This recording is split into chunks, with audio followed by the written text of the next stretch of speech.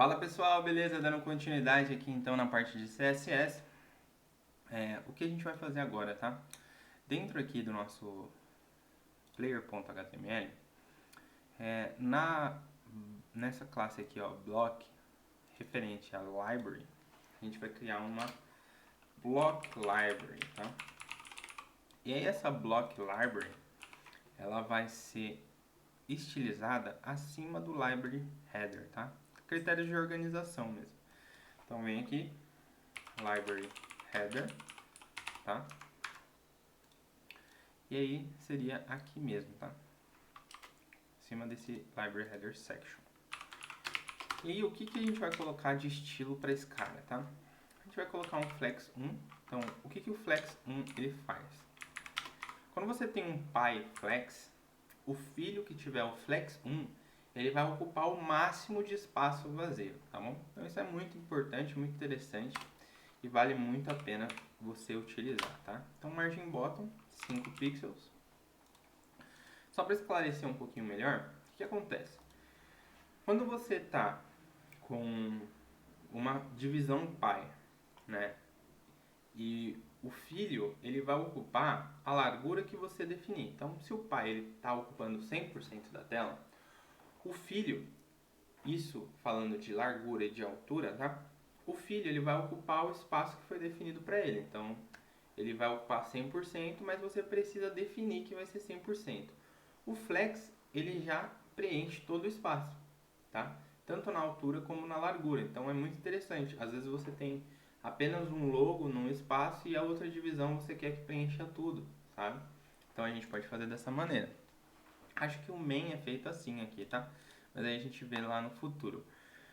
Bom, block library, então aqui já está feito. E aí dentro de player, agora a gente vai estilizar esse botãozinho aqui, tá?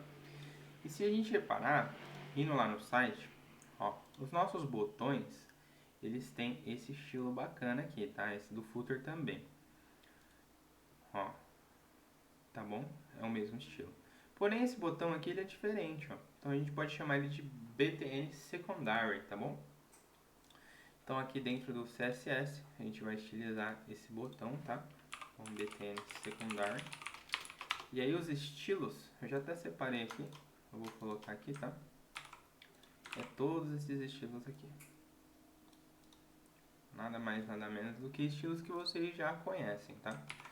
Então eu vou pegar esse estilo aqui, vou colocar aqui dentro do button, tá? Então eu vou colocar ele numa classe de BTN secondary. E aí se a gente dar uma olhada, ó, que bacana. Esse é o site Spotify, tá? Esse é o nosso. O botãozinho ele já tá bem legal, né?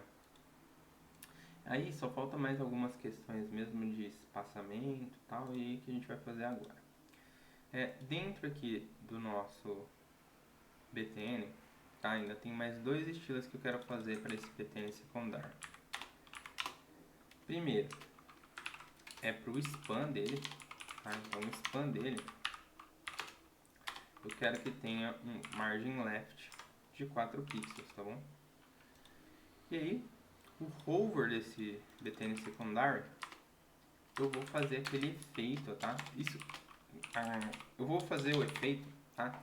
E acabou que eu vou fazer o efeito somente aqui, tá? Então fica como uma lição de casa para você fazer o efeito nos outros botões.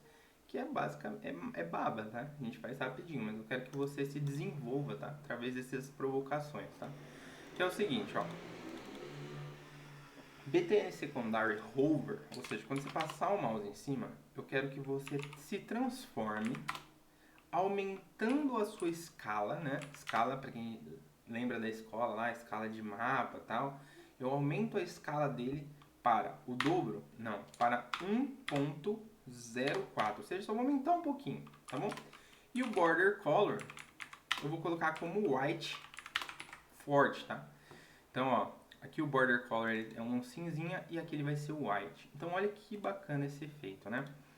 É bem fácil, né? Eu garanto que você vai conseguir aplicar nesses outros botões aqui, tá? Que é, ó, o efeitinho aqui, ó, bem legal. Então fica como uma lição você aplicar esses efeitos nesses outros botões, tá? E aí, vindo aqui no Visual Studio Code, então, o que a gente vai fazer agora, tá? Agora, eu quero fazer essa parte de estilos do footer, tá? Mas vamos fazer o seguinte, vou deixar para a próxima aula. Na próxima aula a gente finaliza essa parte do footer e essa parte do aside a gente acabou agora, tá? Ó, só voltando ali, ó, o nosso aside ele tá completo. Ali o que acontece? O footer ele tá meio desregulado, então por isso é que tá aparecendo que ele tá engolido, vamos dizer assim. Quando a gente utilizar o footer, acabou, mas a parte do aside em si, ela já está pronta, tá bom? Então com isso a gente finaliza a parte do aside e vamos para a próxima aula fazer essa parte do footer, tá bom?